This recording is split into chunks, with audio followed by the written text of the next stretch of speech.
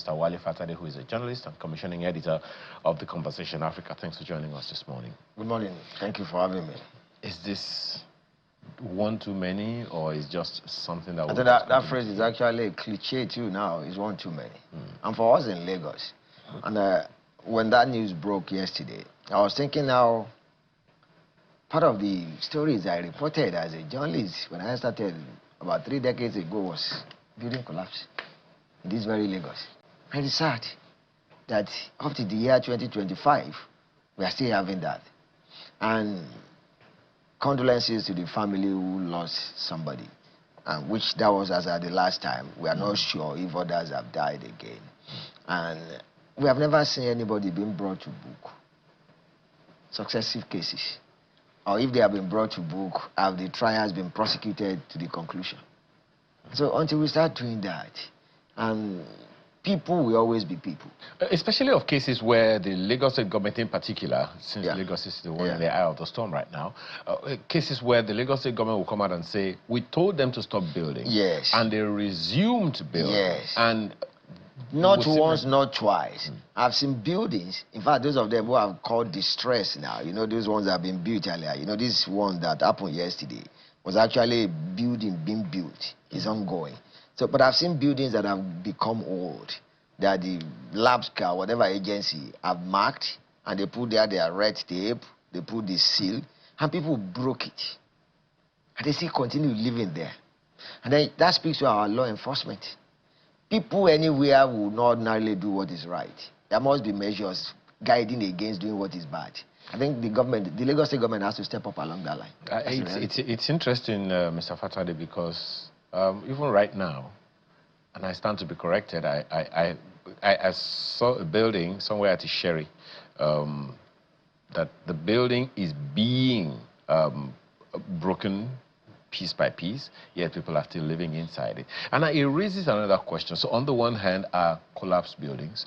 Yeah. On the other hand are buildings, just as you have said, that have been marked for demolition. Because they are distressed. And an extension is buildings that are being demolished by government. And look at the case in Oronshoki. It's quite a difficult, terrain, because the case dates back some 3 to 5 years. Yeah, the government is being run by politicians. And then they cannot just but play politics. In as much as those of us who are not politicians expect them to be players in governance or in government, but they are politicians as well. So there are definitely political considerations to demolitions or what do you have. But I think the government has to step up. The other side now is the acute shortage of good housing. Or maybe I should reframe that. Acute shortage of affordable housing. Because there might be houses that are not affordable. And even when we have the rent edict that's promulgated under the former governor, Baba, what's his name? Mr. Fashola. Raji Fashola, Babatunde Fashola. So, but then, the basic principle in law is any law you don't have the means of enforcing, don't make them. The government does not have plenty of its own houses. And so how do you regulate rent the way we are trying to do in this part of the world? And so it's a serious matter. But speaking of Oworo, one angle that, as of now, I've really tried to sift through what exactly is happening. There's a cacophony of voices out there, a cacophony of reports. What exactly is happening? The residents whose houses were demolished, they are claiming there was a valid court order, which the government ignored. The government said no, that they are giving adequate notice. So who is lying? Well, the court order was also validated by Mr. Falano, who put out a notice about that one. So but then, as you would probably also know, there have been situations in which the state government said, this matter dates back some 2 years. We've been telling these people for years. But if there's a valid court order, you can't override it. And you see, you might not like the judgment of a court, and all of us have been on different sides of different judgments. That if the judgment favors you, the judiciary is good. If the judgment does not favor you, the judiciary is bad. So that's human. But remember, about a week back, the police itself, who is legendary, notorious for disobeying court orders serially, they themselves ran to the court when Showore and Co wanted to protect. So if we all know that we will need the court one day, we should try and obey the orders of the court. So what should be the process now?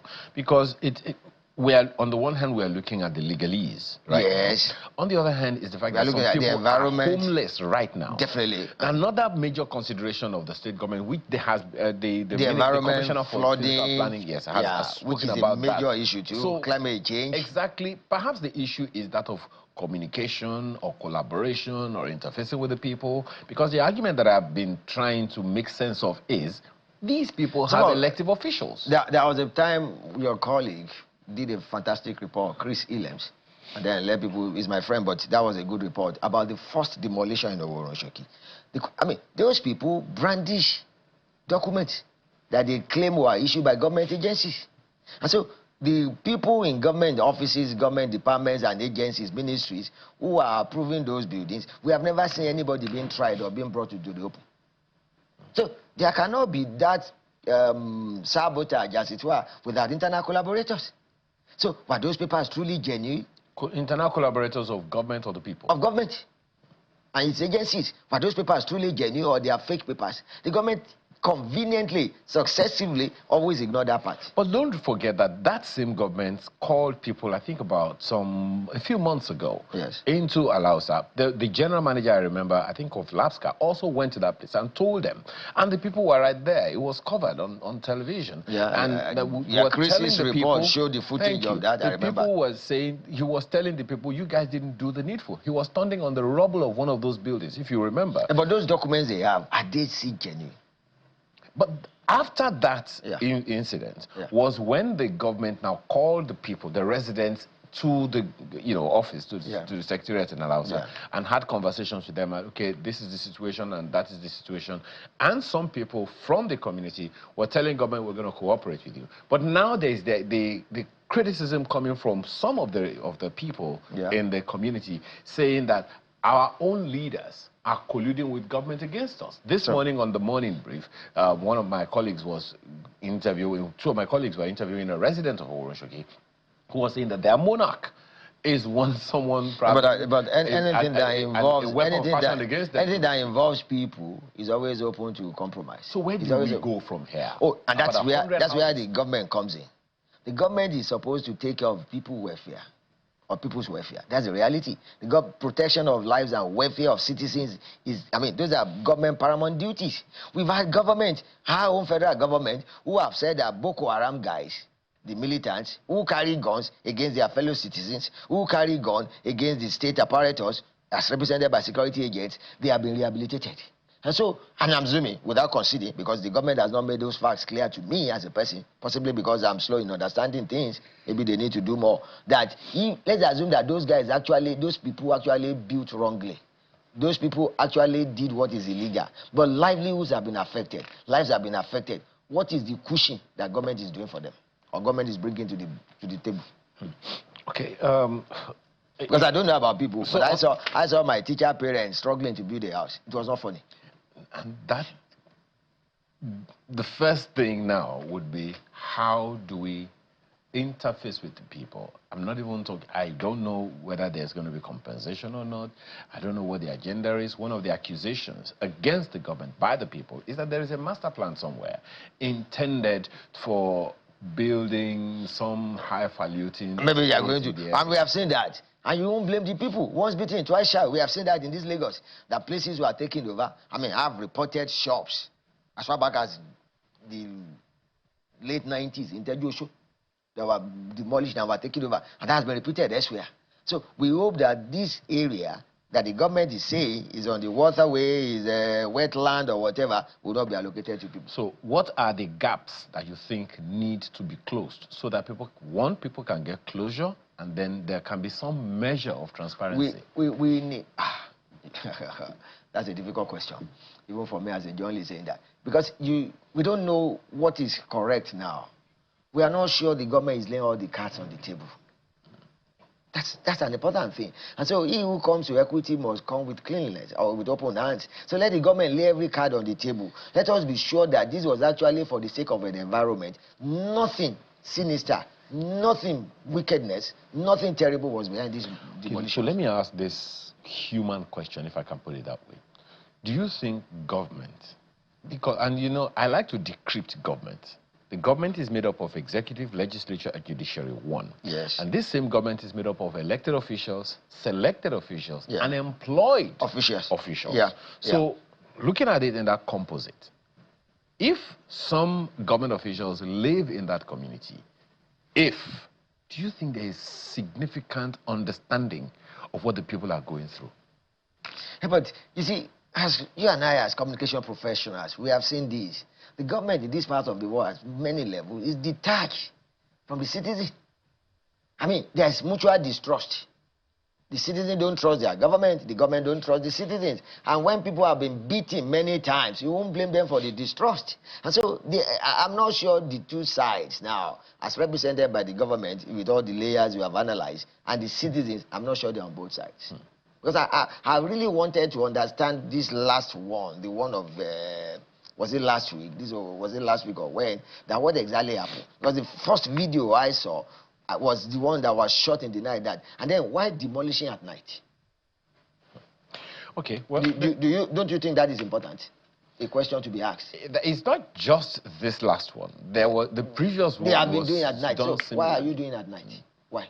But even what's also curious about that one is that even that previous one, some government officials claimed they were not aware. They were not aware. We saw that in Festac. I mean, an area that you know very well, that it has nothing to do with us. I mean, and when people that lead us, when they lie with impunity, when they lie barefacedly, it's so sad. Okay. Well, I'm sure before we take a break, I'm sure Markwa would want to quickly weigh in on this conversation, and then we'll probably come back to some other issues. Markwa. Well, to be honest, I do not have any questions on the collapse. I was hoping that we could move on to other issues, especially as INEC is currently holding or will be holding a meeting today with the Interagency Consultative Committee on Election Security. We understand that meeting is slated for 10 o'clock, and this comes exactly about a week plus ahead of the Anambra election. So there'll be questions for our guests when we come back from this break. So please stay with us. Welcome back. Mr. Fatade is still with us in our studios in Lagos. And we're switching gears now to the meeting that INEC is supposed to be holding that's the Interagency Consultative Committee meeting on election security. Well, we do know what has happened with the appointment of Professor Joash Amupichon. He's now been sworn in and he's resumed office.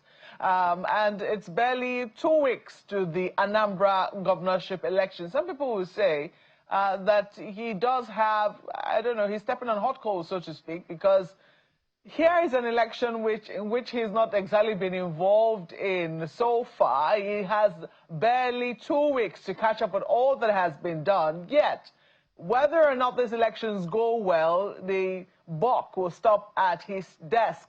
What do you think needs to happen for him to be able to deliver successfully on an election a lot of people will be using to judge whether or not he's the right fit for the job? Thanks, Margaret. Frankly speaking, I don't have enough answers for him. Neither do I have words that will comfort him or console him in the cauldron of fire he has walked into. He's not walking into it, he has already walked into it. I mean, confirmation hearing in other places are not as smooth as his, so I congratulate him for that. But barely 1 week to settle down in the office, I'm not even sure he will understand the geography of INEC headquarters very well. That this is where the floor of my office is, where the bathrooms are, where my car park is, blah, blah, blah. And so walking into this Anambra, I just think that beyond my prayers, which I watched the confirmation hearing, which I offered to him that day, that may God help him, because his ways are already rough. I mean, if you look at the build-up to the Anambra election, there have been many things. And by the way, you people have been following it doggedly. So I don't really know how he handles that. And I wish he succeeds. But it's going to be tough because his tenure, as short as it is, you know, in medicine, it will be called, that will be a neonate now, not even an infant. A baby that is not up to 2 weeks. But yet, his 5 years will be determined or will be defined by what happens in Anambra. I wish him well. Well, some people say that he still has a number of other elections to go, and maybe that this was supposed to be there's a one in test my of home state sorts for next him. week. Don't forget that the Year. former INEC chairman still had some time before we understand he was eased out or was asked to leave or, take his leave early, so to speak. He could have seen these elections through, but it would appear that perhaps they wanted him to have some study ground before he finally took over as INEC chairman, maybe to understand what exactly he was going to be up against. So what lessons would you like him to pay attention to as we go into the Anambra governorship election? Oh, okay, that one you can speak to. At the Conversation Africa, we actually published an article speaking about an agenda for the new INEC chair. And I can tell him, he needs to sort out the technological issue, that we can have results, and I'm glad that the National Assembly or the Senate is talking about that we can have results real time, electronically, as things are happening. And then INEC need to step up on voter education. It's important. And it's mandated to do that constitutional-wise or legally, that INEC, there's a Department of Voters and Civic Education, I think. They should step up on that, why people need to register, why people need to vote. I've been trying to convince young people who have turned 18 since this revalidation or whatever started. I've not seen the kind of enthusiasm when I turned 18 about registering to vote. That's number two. Number three, then there must be a way INEC need to do this prosecution of electoral offenders. That is important. That is important. And then lastly for me, he need to bridge the gap that people will learn to trust INEC again. The reality is that trust in INEC is abysmally low. It's at this very low level now. So Professor Amokwite and his staff and his colleagues must look for ways of bridging that gap, shoring up the trust level in INEC. That is important. Well, some people will say maybe they want to reverse it, that maybe that's number one, shoring up the trust levels, because it would seem it will trickle down into everything else that you've listed. I mean, technology, the enthusiasm which we should ordinarily see on the part of young people. And maybe, I don't know whether Anambra will be a good testing ground for that, especially when you look at what is on the ground. It does appear that ABGA has, held on to that state for quite a while. The incumbent governor, won the last elections. He won in almost all the, if not all, the local government areas. But this time around, he says he doesn't just want to win in all the local government areas. He wants to win by tsunami. And we haven't quite seen the opposition that is really standing up to him. Or am I missing something here as a journalist? Well, we must recognize again as journalists, we might not see everything. We are human. So, but I think Professor Soludo is fighting a battle, and then winning by a tsunami, that's a politician's talk. So it's well entitled to that. But I quite agree with you. The opposition are being inchoate, largely undefined, and I don't know how they hope to snatch the victory from the jaws of defeat, as it were. That's a fact for me, from afar that I've seen too. Yeah, but in that sort of situation, it certainly doesn't waken enthusiasm, does it? No, where at a certain level, it is up to, power is not giving a la carte. You are the one that will actually show that you are interested in getting it. So it's up to the opposition to show the reasons why people should trust them and not trust Professor Charles Soludo. And the other angle to it, it's everybody must have reasons why you needed to vote. If you are satisfied without the government, and Professor Soludo is not campaigning afresh again. It's a referendum on how he has performed in the last 4 years. So if the Anambra people think he has done very well, so be it. And so that, but I think what is important is this. Both the victors and the losers, let them see that I've been thoroughly defeated or I truly deserve to lose, why the other person deserves to win. And the chairman himself said that he wants elections to be won through the ballot boxes and not through the courts anymore. So, all the best to him. One of the very interesting things I find about Anambra is that it is always, its elections have come as some experiment of sorts. So the last elections we witnessed in Anambra State was just post-COVID. And then the security situation in Anambra State was such that people were really and genuinely worried, wondering whether or not elections would be able to hold. Now Anambra is here again, and we have a new INEC chairman at the helm of affairs who's barely stayed who will be barely 2 weeks in office by the time the elections are conducted. I do not know what exactly has put Anambra in that sort of position, but do you think that that makes it unique in terms of what to expect, what the markers will be? Because I don't know where, people began to really lose the confidence. Some people would say maybe it was the 2023 elections that did it for a lot of people. But prior to that time, we had seen INEC experiment with a number of, technological devices. And it did seem to gain the confidence of people. So give, for instance, the introduction of the beavers and the transmission of election results. We saw what happened in Edo State.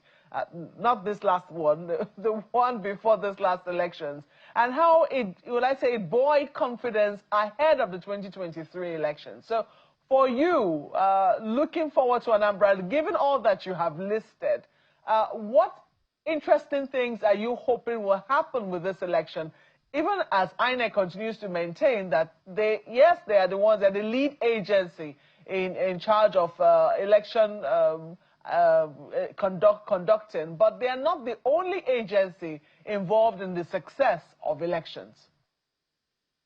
I got friends who are academics who have participated in election, the collation process. And I've spoken to some of them, and they will tell you that it's the figures that are brought to the collation centers that they read out. After all, they don't partake in the conduct of the election. And I actually understand the reasoning behind INEC's argument of we are not the only person, other agencies are involved. But the reality is, as you mentioned, that popular Harry Truman's call, the buck stops at the table of INEC.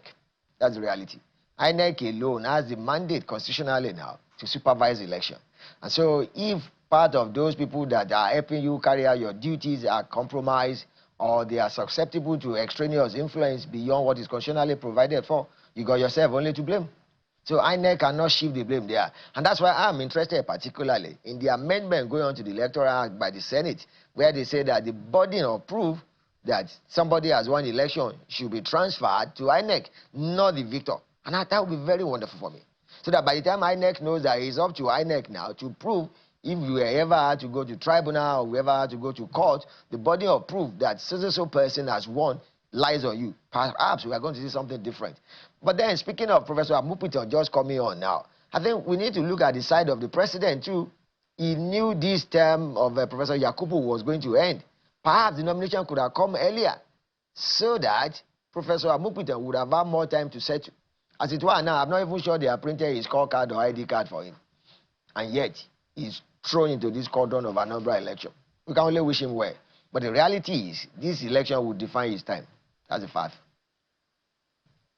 Well, I do know that there's one more issue that I will take up with you, which is this issue of Nnamdi Kanu, who, he's still facing trial and was supposed to have opened his defense, but he maintains a no-case submission. We've seen something like this before when, during the course of his lengthy trial, where he sacked his legal team and, insists on representing himself. How confident are you? Because there are those who have complained that this case has gone on for too long. They cite the instance of Simon Ekpa in Finland and how the authorities there were able to dispense with that matter in no due time. I mean, in no time, in about 6 months, that was, done and dusted, and he's right now cooling his heels in jail. But on this particular matter, how do you see us getting a resolution from this quagmire? You'd be shocked if I told you this, that I actually thought Nnamdi Kanu is a lawyer. I mean, until I found out that that was not correct, that he's not a lawyer. So, I mean, I was looking forward to an explosive trial, considering the witness list that he submitted or his counsel submitted before he fired them. And I don't know what he hoped to gain. But if you look at the ruling yesterday, the justice, or the judge, Justice Amotosho, I think, was kind enough in explaining things to him and the implication of his no-case submission. Remember again, in this trial, in the course of the trial, that no case has actually, I think it has actually gone to Supreme Court, We had the Supreme Court rule that, look, you got the case to answer, then reassign the case to another judge and start the trial afresh. I don't know. Maybe Mr. Kanu knows something the rest of us don't know. But I would have loved him to allow his lawyers to represent him. And then that list of the so-called witnesses he wanted to call, I would have loved to see how they would have helped his case. But with this one, I don't know. You know, it also raises some questions about whether this is a political case or a judicial case. Who determines that? There's a proper case in court. And by the way, that does not mean I'm against if there will be a political resolution of Nnamdi Kanu. I don't have a problem with that.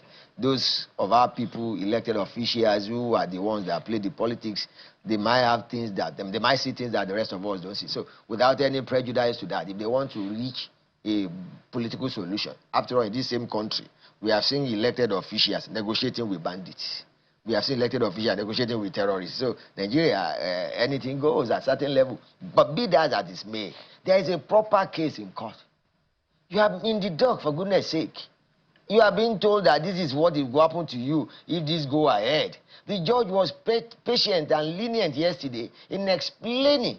And at a certain level, perhaps the court actually ruled against its own order, that you must close your defense on so day. Just that he will go home and think again. Again, I think Mr. Kanu knows something the rest of us don't know. But then there is also this concern. Because who are the people pursuing the political settlement for him? There is also this issue a number of people have been looking at concerning this case. And that's the question of what the core issue really is. The agitation had always been that of marginalization over the years, even by before who? Nnamdi Kanu came, by the states. At a certain level, all of us are marginalized. Well, that is the position of some people as far as the Southeast is concerned. Yeah. Now, there is also, don't also forget that it's not only the Southeast that's had this feeling. That was what saw to the demise of the man that was killed under the Abacha regime. Even somewhere, Ken Saro-Wiwa, even under some people in the north-central part of Nigeria, some of them have also claimed being marginalized. Isn't that a core issue that we need to really focus on? The fact that some elements in Nigeria... I align with that sentiment. And that's why I'm saying that at certain level, all of us are marginalized. Those of us who are not from Lagos in that sense, but who work and earn a living and pay our taxes in Lagos, at a certain level, are marginalized too. My children now, they have got to go to my home state of Osun to go and get whatever they want to get. They are not allowed to get things in Lagos at a certain level. So all of us can cry marginalization. And that's a result of the defective structure that we have. I thought you were going to link your argument with the Niger Delta militants who use militancy to get the state to sort them out. You know, that was what gave rise to the amnesty program, which was marshaled then by then Vice President Goodluck Jonathan, who later became the president, as mandated by the late President Yar'Adua. So I thought that was what you were going to. If that was what Mr. Kanu thought he would get, I'm not even sure that he got enough sympathy among his kith and kin like that. But one of the questions and there is a major difference. Hold on, please. Yes. There's a major difference between him and the Niger Delta militants. Niger Delta militants were not blowing up their own people. They were only blowing up oil installation and oil pipe and even that, a number of people question why. I'm just saying that too. Even that a number of people question that as well, because there's always been some kind of the 13% derivation, for instance, that goes to the Niger Delta states. Yes. The people do not feel it. So then, there's some people are asking questions whether or not that's a problem of government. But there is a question around whether or not there is significant closure since the Civil War. Oh, from me, who have studied the Civil War, who have spoken to some of the actors before they passed on, I don't think so too. I don't think so. And that's a shame on all of us as Nigerians. I don't think so too. Well, I think we could do more, and we should do more to embrace our Igbo people. That's me. I think so. Well, so many other issues to raise with you, but I'm guessing we have to bring that on some other time. Mr. Wale Fatade is a journalist and commissioning editor of The Conversation Africa. We appreciate your time this morning. Thank you very much. Okay.